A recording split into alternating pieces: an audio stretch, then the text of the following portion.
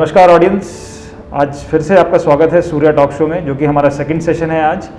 और आज का हमारा डिस्कशन फिर से वही एक ज्वलंत टॉपिक है, कोविड-19। और आज मेरे साथ मेरे दो स्पेशल गेस्ट, मेरे दो डॉक्टर्स हैं, डॉक्टर वरुण एंड डॉक्टर रूप। नमस्ते, मेरा नाम डॉक्टर रूप शर्मा है।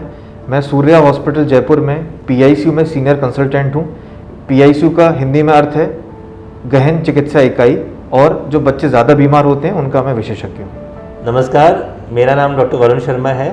मैं सूर्या हॉस्पिटल जयपुर में एज अ कंसल्टेंट न्यूरोलॉजिस्ट हूँ एंड मैं जो नवजात शिशु ज़्यादा बीमार होते हैं, एनआईसीयू में एडमिट रहते हैं, उनका ध्यान रखता हूँ।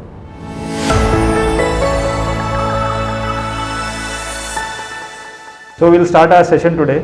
एंड जैसा आप सब लोग जानते हैं कि आज हमारे देश में एक बहुत ही भयानक हवा चल रही है कोविड की, तो उसी टॉपिक के रिलेटेड ही हमारे आज के क्वेश्चंस हैं, जो कि मुझे उम्मीद है कि आप लोगों के बहुत सारे सवाल और बहुत सारे समस्याएं होंगी उससे रिलेटेड, जो कि इस टॉक शो के थ्रू हम लोग उसको एड्रेस करने की कोशिश करेंगे। तो स्टार्ट विद मेरा पहला सवाल है से डॉक्टर वरुण से कि सर, एक सवाल हम लोगों ने देखा है, जो कि मेरे पास भी और आप लोगों के पास भी डेली प्रैक्टिस में आता होगा।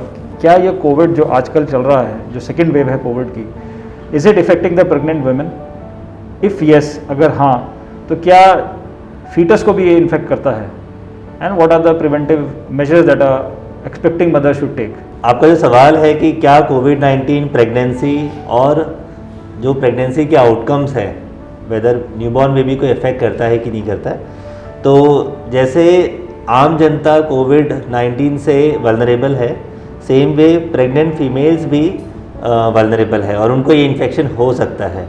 तो सारे ही जो पॉपुलेशन है वो एट रिस्क है कोविड-19 के। खास करके प्रेगनेंसी से इसलिए हम चिंतित है क्योंकि मदर के साथ साथ जो होने वाला बेबी है, क्या उसको भी ये इन्फेक्शन इन्फेक्ट करेगा, तो वी आर वरीड कि मतलब whether there can be any problem in the foetus or not, right?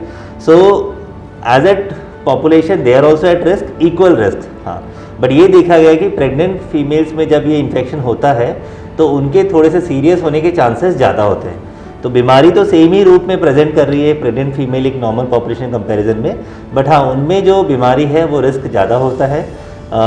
ICU admission के रिस्क ज़्यादा है। तो अगर एक नॉर्मल पॉपुलेशन में अगर देखा जाए तो मान लो अगर एक व्यक्ति अगर 100 में से बीमार पड़ रहा है तो वो आईसीयू में एडमिशन के चांसेस है, बट प्रेगनेंसी में ये रिस्क डबल हो जाता है। तो ये इसलिए होता है बिकॉज प्रेगनेंसी में मदर के अंदर फीटस है, उससे जो ब्रीदिंग कॉम्प्रोमाइज़ होने का रिस्क ज़्यादा है, क्योंकि ऑब्वियसली एब्डोमेन में fullness because of the foetus है एंड ब्रीदिंग में इसका इफेक्ट पड़ता है। सेकेंड है कि उनकी इम्यूनिटी थोड़ी सी ऑल्टर हो जाती है during pregnancy, cell mediated immunity जो होता है वो ऑल्टर हो रहा है। एंड इन चीज़ों के कारण इवन ऑक्सीजन कंजम्पशन भी ज़्यादा होता है एक प्रेग्नेंट फीमेल्स में। ऑब्वियसली वो दो जीवन को सहारा दे रही है, तो जब भी मदर को ज़रूरत पड़े तो वो अपने डॉक्टर से संपर्क करे, ऑनलाइन कंसल्टेशन करे, अगर रियल टाइम में अपॉइंटमेंट की ज़रूरत है तो वो भी करे, सोनोग्राफी की ज़रूरत है तो वो भी करना ज़रूरी है, ताकि हम प्रेगनेंसी को मॉनिटर उसी तरह से कर पाए जैसे एक नॉन कोविड मदर्स की करते हैं। और ये भी मैं एक साथ ही बताता हूँ कि कैसे जो इन्फेक्शन है वो मदर से बेबी में जा सकता है। तो पहला है कि वर्टिकल रूट ऑफ ट्रांसमिशन, मतलब जब बेबी अंदर है मदर के यूट्रस में तो क्या वायरस बेबी तक पहुंच सकता है, नहीं पहुंच सकता। इसका रिस्क वेरियस स्टडीज़ में 1 to 3% ही है, मतलब 97% बेबी मदर के अंदर सेफ है।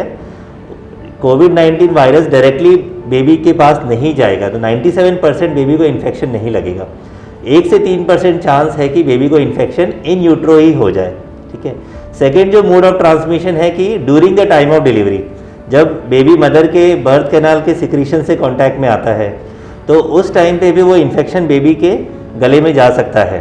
तो ये सेकेंड मोड हो गया। और थर्ड मोड है पोस्ट नेटल केयर के दौरान, जैसे जब मदर बेबी को ब्रेस्ट फीडिंग करा रही है, बेबी के मदर के सिक्रीशंस बेबी के टच में या इन फॉर्म ऑफ कॉफ है, स्नीजिंग है, तो ये एक थर्ड कॉज मतलब एक तरह से रूट ऑफ ट्रांसमिशन है इन्फेक्शन मदर से बेबी में जाने का। तो ओवरऑल एक मैं निष्कर्ष निकालूं कि ये न्यूबॉर्न और मदर को कैसे इफेक्ट कर रहा है, तो डेफिनेटली ये दोनों ही वल्नरेबल पॉपुलेशन है, हमें ज़्यादा ध्यान रखना पड़ेगा। बट कोविड-19 हो जाने से मदर और बेबी का आउटकम बहुत डिफरेंट हो जाएगा ऐसा नहीं है। दोनों ही एक सेफ मतलब ड्यूरेशन से निकल सकते हैं एंड प्रोवाइडेड जो एडिक्वेट केयर उनको मिलता रहे। Thank you doctor Varun for this insight. And जैसा आपने बताया कि only 97% is safe, so that percentage gives a kind of sigh of relief for the mothers who are about to deliver in next 15 days, 20 days or within a month's time. I would like to involve you also in this. And जैसे कि मैंने बताया कि sir आप लोग you take care of newborn नवजात शिशु और आप बच्चों का देखते हैं, तो सर एक कॉमन क्वेश्चन आता है कि हाउ, जैसे सर ने भी थोड़ा सा ही has thrown some light on how to prevent infection in newborns and how they can be infected. अब ये सवाल सर आपके लिए है कि बच्चों को कैसे इन्फेक्ट करें, बिकॉज बच्चों को मास्क पहनाना, बच्चों को हाथ धुलाने की आदत डालना, वो लास्ट ईयर भी एक टास्क था पेरेंट्स के लिए, and of course all three of us sitting on this table are all parent, so it is a very difficult task to teach them how to maintain hygiene and और what we can say today is COVID appropriate behaviour. जब COVID 2020 में शुरुआत हुई थी तो उस समय WHO द्वारा बोला गया था कि ये ड्रॉपलेट इन्फेक्शन से ट्रांसमिट होता है। ड्रॉपलेट इन्फेक्शन मतलब किसी भी कोविड पॉजिटिव पेशेंट को अगर छींक आती है, खांसी आती है या वो तेज़ तेज़ सांस लेता है तो उसके थूक के कुछ अंश हवा में गिर जाते हैं और वो दूसरे को लग सकते हैं, जिसको हम ड्रॉपलेट ट्रांसमिशन कहते हैं। पर अभी रिसेंटली WHO ने इस बात को चेंज किया और बोला कि ड्रॉपलेट इन्फेक्शन के साथ साथ this is a airborne infection as well. इसका सीधे सीधा अर्थ ये निकलता है कि अगर वायरस मेरे अंदर से निकल के बाहर हवा में सस्पेंड होता है तो वो कुछ देर तक हवा में रह सकता है नीचे बैठने के पहले। तो ये एक इम्पॉर्टेंट मोड ऑफ ट्रांसमिशन बन जाता है हमारी सोसाइटी के लिए, क्योंकि अगर एक कमरे में मैं अगर 5 मिनट यहाँ व्यतीत करके गया हूँ और मेरे द्वारा छोड़े गए कोविड वायरस इस हवा में अभी भी हैं, तो अगर कोई दूसरा व्यक्ति इस कमरे में अंदर घुसता है तो उसको भी इस हवा में सांस लेनी पड़ेगी और वहाँ से वायरस उसके अंदर एंटर कर सकता है। जहाँ तक बच्चों की बात है, घर में कोई भी अगर कोविड पॉजिटिव पेशेंट रहता है तो उसका अगर कांटेक्ट बच्चे से होता है डायरेक्ट या इनडायरेक्ट, जैसे कि मैंने भी समझाया, तो बच्चे को कोविड लगने की संभावना होती है।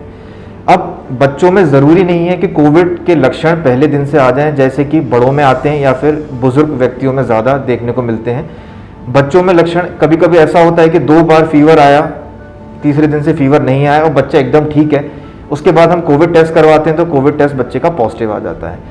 तो मेरा अगला उत्तर, बहुत इंपॉर्टेंट उत्तर ये रहेगा कि कोविड बच्चों में और बड़ों में ज़मीन आसमान का अंतर है, दोनों में बहुत अंतर है।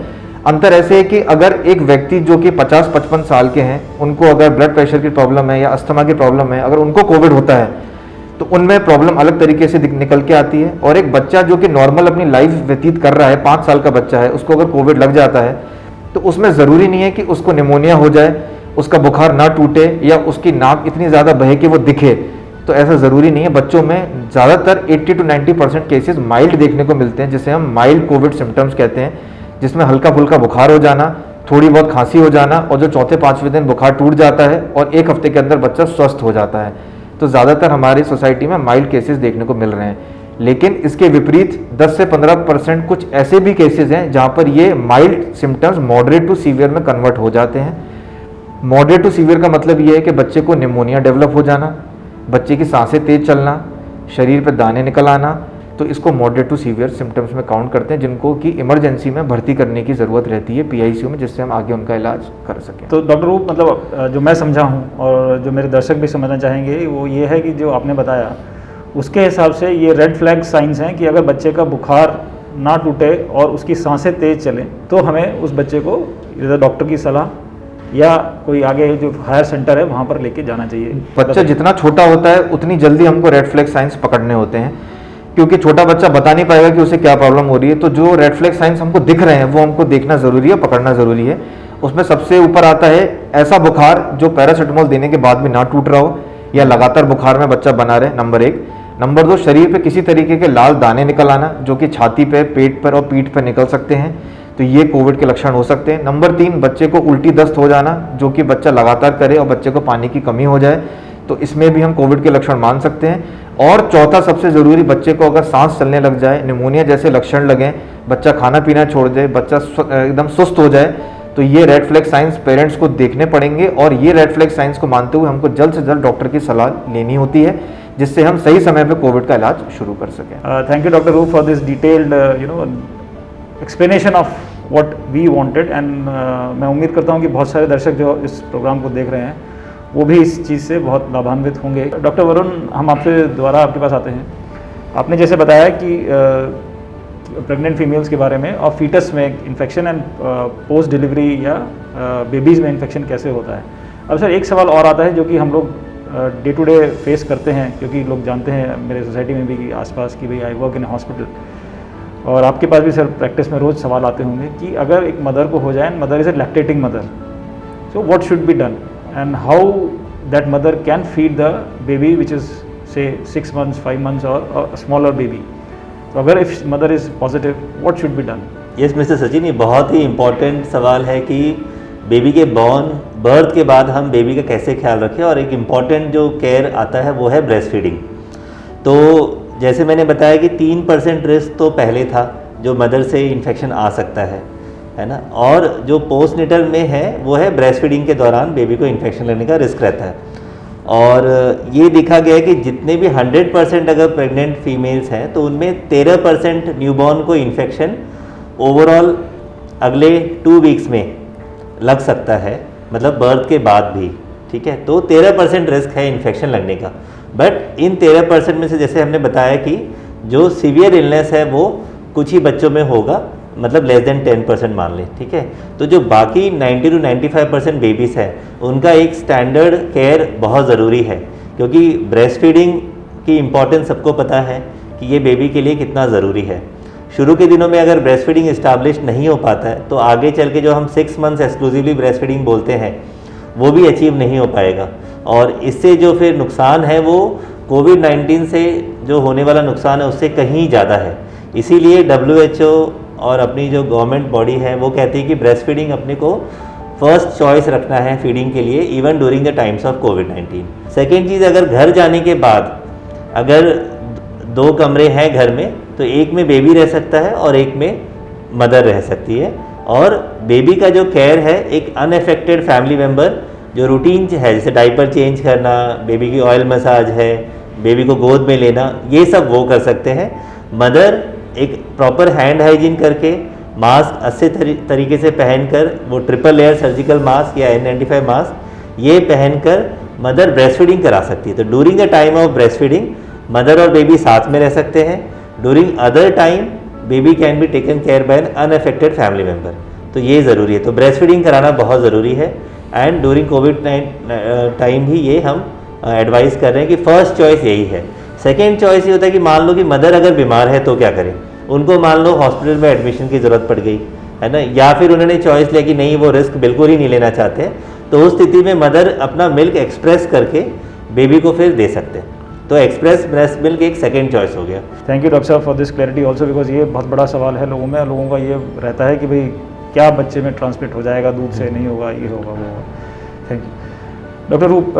एक और सवाल, बड़ा कॉमन सवाल, क्वेश्चन हम लोग देख रहे हैं, व्हाट्सएप में पढ़ रहे हैं, दुनिया भर में हम लोग पढ़ रहे हैं, अखबारों में पढ़ रहे हैं कि MICS और what are the symptoms, how to prevent it, how to recognise it and what is to be done अगर ऐसा कुछ लगता है तो MISC जिसका फुल फॉर्म है multi system inflammatory syndrome in children, इसका सीधा सीधा हिंदी में अर्थ ये है कि कोविड होने के 4 से 6 हफ्ते बाद शरीर में जो कोविड की वजह से की गई चेंजेस हैं, जिसमें वेसल्स होते हैं यानी धमनियाँ होती हैं, हार्ट होता है, लिवर होता है, फेफड़े होते हैं, इनमें सूजन की वजह से MISC के लक्षण दिखते हैं जो कि 4 से 6 हफ्ते बाद होते हैं। ये हर बच्चे में नहीं दिखते हैं, जिसमें सूजन के लक्षण ज़्यादा होते हैं वो निकल के बाहर आ जाते हैं, और जो दिखते हैं शुरुआत ऐसे होती है कि बच्चे को अचानक ही तेज़ बुखार आना वापस से शुरू हो जाता है, पहले कोविड के लक्षण के बाद जो कि 4 हफ्ते बाद होता है। अचानक ही पेट में दर्द हो जाना, शरीर पे दाने निकल आना। उसके बाद जब बच्चे का पूरा परीक्षण और एग्जामिनेशन किया जाता है तो उस समय ये देखने को मिलता है कि ब्लड इन्वेस्टिगेशन में कुछ चीज़ें ऐसी होती हैं जो बढ़ी हुई होती हैं। आप लोग भी आजकल सुन रहे होंगे डी डाइमर्स, तो डी डाइमर हज़ारों में बच्चे के चले जाते हैं। इसका मतलब ये है कि ब्लड के जमने की क्षमता दुगनी तिगनी चौगनी हो जाती है, जो कि शरीर को नुकसान पहुंचा सकती है। तो उस फेज़ में हमको कुछ परीक्षण करने होते हैं, ब्लड की जांचें करनी होती हैं। एक दिल की जांच जिसे 2D को कहते हैं वो देखना होता है कि कहीं ये सूजन दिल की धमनियों में तो नहीं है, और अगर है तो उसका फिर इलाज अलग से किया जाता है। MISC की वजह से अभी तक हमने 40 से 50 मरीज़ देखे हैं पिछले 2 से ढाई महीने में, और एक भी मरीज़ ऐसा नहीं है कि जो बहुत ही कॉम्प्लिकेट हो गया, क्योंकि वो सही समय पर अस्पताल में पहुंच गए।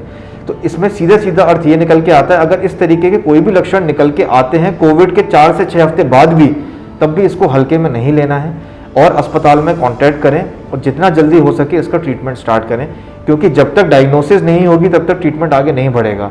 और बहुत से पेरेंट्स ये भी बोलते हैं कि एक बार कोविड हो गया तो ये दोबारा कोविड के लक्षण नहीं हो सकते, ये कुछ और है। ऐसा कुछ भी नहीं है। MIS-C हमेशा कोविड के 4 से 6 हफ्ते बाद ही प्रेजेंट करता है और इसके प्रेजेंटेशन के जो फीचर्स होते हैं, जो सिम्टम्स होते हैं, वो मैंने आपको बताया, तो इसको हमको हल्के में नहीं लेना। तो क्या दिल का इन्वॉल्वमेंट भी हो सकता है अगर कोविड-19 बच्चों में है, क्योंकि ये सवाल भी लोगों को थोड़ा परेशान कर रहा है? बिल्कुल हो सकता है, लेकिन ये मॉडरेट टू सीवियर कैटेगरी में आता है। जैसे कि मैंने पहले बताया कि ज़्यादातर 80 से 85% बच्चों में माइल्ड कैटेगरी के सिम्टम्स होते हैं, लेकिन अगर कोविड बढ़ता चला जाए और एंटीजन लोड बॉडी में ज़्यादा हो तो मॉडरेट टू सीवियर कैटेगरी में बच्चा जा सकता है। इसमें निमोनिया बढ़ सकता है और इसमें दिल भी इन्वॉल्व हो सकता है। अब दिल इन्वॉल्व इसमें ऐसे होता है कि दिल को ब्लड सप्लाई करने वाली जो धमनियाँ होती हैं उसमें सूजन जैसी क्षमता होती है और सूजन आ जाती है कोविड की वजह से, और उस सूजन आने की वजह से दिल धड़कने की क्षमता में कमजोरी आती है। तो वो हमको 2D इको में देखकर ही पहचान में आती है चीज़ कि दिल कितनी क्षमता से धड़क रहा है और धमनियों में कितनी सूजन है। इस चीज़ को हम कावासाकी डिजीज़ भी बोलते हैं। जो पुराने समय में सीधे सीधे हम बोलते थे कि इस बच्चे को कावासाकी डिजीज़ है, लेकिन अब ये कावासाकी डिजीज़ और कोविड में MIS-C की डिजीज़ मिलती जुलती लक्षण में आती है, जिसका हमको इलाज जल्द से जल्द शुरू करना होता है।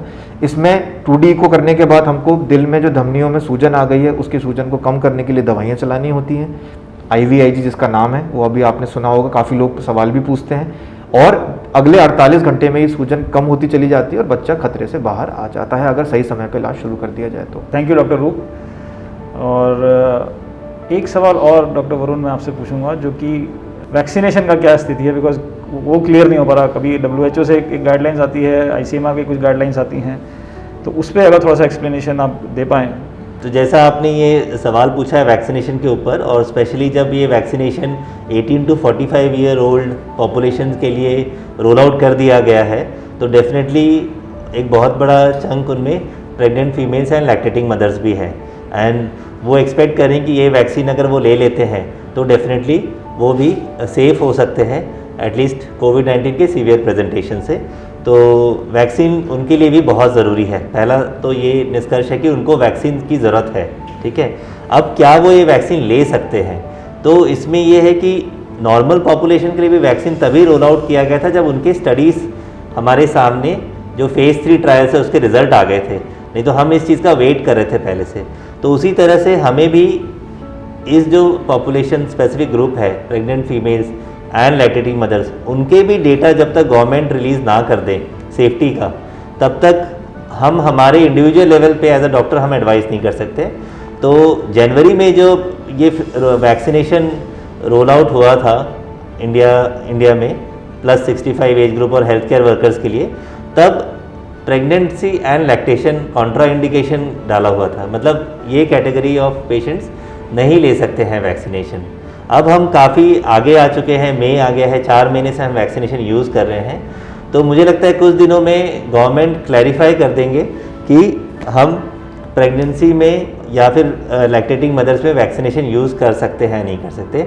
अभी फ़िलहाल थोड़ा वेट करना चाहिए, गवर्नमेंट की गाइडलाइंस का वेट करना चाहिए हमें, और जैसे ICMR है, वैक्सीन प्रोवाइडर्स है, ये अपनी गाइडलाइन कुछ हफ्तों में डेफिनेटली हमें बताएंगे कि हम कब ये जो स्पेसिफिक ग्रुप है उनको वैक्सीनेशन कर सकते हैं, और इन जो पॉपुलेशन उनका हम डेटा मेंटेन करके रखें वैक्सीनेशन प्रोवाइडर द्वारा कि इनको लेने के बाद क्या दिक्कतें आई हैं।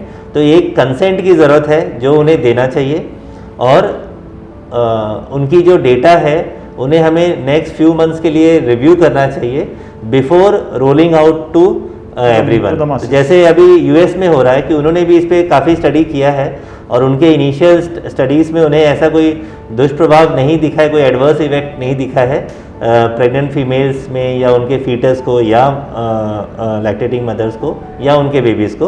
तो इस तरह का कोई अभी तक डेटा आया नहीं है, बट स्टिल इन जानकारियों को अपने को एक प्रॉपर रिव्यू करके इस पर गवर्नमेंट ऑफ इंडिया की तरफ से या फिर जो अपनी जो हेल्थ मिनिस्ट्री है उनकी तरफ से एक सर्कुलर आ जाए कि हम वैक्सीनेशन प्रोवाइड कर रहे हैं नहीं कर रहे, तो फिर ये जनता में कन्फ्यूजन दूर हो जाएगा। तो सर लेट्स होप कि people come forward and the data from US comes also in towards the positivity of it, so that we can have a clear Right. guidelines on तो अभी फिलहाल हम vaccinating pregnant and इस lactating चीज़ को मतलब जहाँ पे वैक्सीनेशन कराने जा रहे हैं वहाँ पे बताएं कि आप प्रेग्नेंट है या नहीं है, आप ब्रेस्ट फीडिंग करा रहे हैं कि नहीं करा रहे, बताएं, छुपाएं नहीं।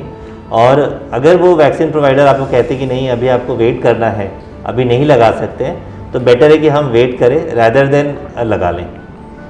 ठीक है सर। डॉक्टर साहब, अब आप दोनों से मेरा एक कॉमन क्वेश्चन है इस प्रोग्राम को एंड करने से पहले, कि what is the take home message आपके हिसाब से फॉर न्यूबॉर्न्स और आपके हिसाब से इन पीडियाट्रिक एज ग्रुप? तो मेरी तरफ से टेक होम मैसेज श्रोताओं के लिए यही रहेगा कि घर में अगर किसी को भी कोविड के लक्षण आते हैं तो सबसे पहले उसकी जांच करवाएं। अगर वो कोविड है तो उसका प्रॉपर ट्रीटमेंट स्टार्ट कराएं, और अगर घर में कोई भी बच्चा है तो उसको कोविड पॉजिटिव पेशेंट से थोड़ा सा अलग रखने की कोशिश करें। अगर मदर को कोविड पॉजिटिव हो जाती है तो बच्चे को अलग रखने में थोड़ी सी परेशानी आ सकती है, तो मास्क का प्रयोग करें। जितना डिस्टेंस बच्चे के साथ बना के रख सकते हैं और उसका उतना डिस्टेंस बनाएं। बच्चे को मास्क लगाना इम्पॉसिबल होता है, जितना छोटा बच्चा होगा उतना मास्क लगाना इम्पॉसिबल होगा, लेकिन अगर बच्चा 5 साल से ऊपर का है तो मास्क लगाना उसको भी चाहिए और सिखाना पड़ेगा हमको कि भाई मास्क कैसे लगा सकते हैं और कैसे पतला मास्क घर में इस्तेमाल कर सकते हैं। अगर बच्चे में बुखार या उससे रिलेटेड कोई भी लक्षण दिखते हैं जो कि अभी हमने बात करी, तो बिना देर करे अपने पीडियाट्रिशियन को दिखाएं, उससे कंसल्ट करें और पूछें क्या ये कोविड के लक्षण हो सकते हैं, और अगर पीडियाट्रिशियन की सलाह के अनुसार कोविड के लक्षण हैं तो उसकी तुरंत जांच करा के इलाज शुरू करना चाहिए बिना देर करे। हम ये नहीं चाहते कि इस कोविड की वेव में कोई भी बच्चा घर पे रहकर परेशान हो, सफ़र करे और इलाज से वंचित रहे। जितने बच्चे अस्पताल में पहुंचेंगे उतना जल्दी इलाज हम शुरू कर पाएंगे। तो मेरा संदेश यही होगा सबके लिए कि प्रेगनेंसी और न्यूबॉर्न में स्पेशल केयर की ज़रूरत होती है। तो प्रेग्नेंट फीमेल्स के लिए ज़रूरी है कि वो घर पर रहें। जो बेसिक प्रिवेंशन स्ट्रैटेजी है, सोशल डिस्टेंसिंग, हैंड हाइजीन और मास्क पहनना, वो उसको फॉलो करें ताकि इन्फेक्शन कम से कम होने के चांस रहे। हो भी जाता है तो हमें ये रखनी है कि इससे जो आपके बेबीज़ को इफ़ेक्ट, जैसे मैंने बताया, काफ़ी कम हो रहा है, तो अपना ध्यान पूरा रखें। उस दौरान भी होम आइसोलेशन में रहें, खाने पीने का ध्यान रखें और सिम्टम्स जैसे डॉक्टर रूप ने बताया उसका वॉच रखें। एंड ब्रेस्ट फीडिंग बहुत इंपॉर्टेंट है, ब्रेस्ट फीडिंग कराएं अपने बेबीज़ को। और जो रूटीन कंसल्टेशन है, ऑनलाइन कंसल्टेशन है, उसका प्रयोग करें, है ना, अपने गायनेकोलॉजिस्ट से बात करने के लिए, अपने पीडियाट्रिशियन या न्यूरोलॉजिस्ट से बात करने के लिए। तो उनके टच में रहे, जो भी सवाल है 1-to-1 डिस्कशन से करें और जो सही सलाह है उसी का फॉलो करें। और जो कुछ चीज़ें जो बहुत मीडिया में भी फैली हुई हैं कई बार, जो जिनका एविडेंस नहीं है, उन चीज़ों से दूर रहें। Thank you doctor Roop and doctor Varun for sparing time for our audience. And मैं उम्मीद करता हूं कि आज का जो डिस्कशन है उससे हमने कुछ हद तक आपकी समस्याएं, आपके जो सवाल होंगे उसको हमने दूर करने की कोशिश करी है। And we hope to continue and we would continue with this kind of discussions on this Surya talk show. नमस्कार। नमस्ते। नमस्कार।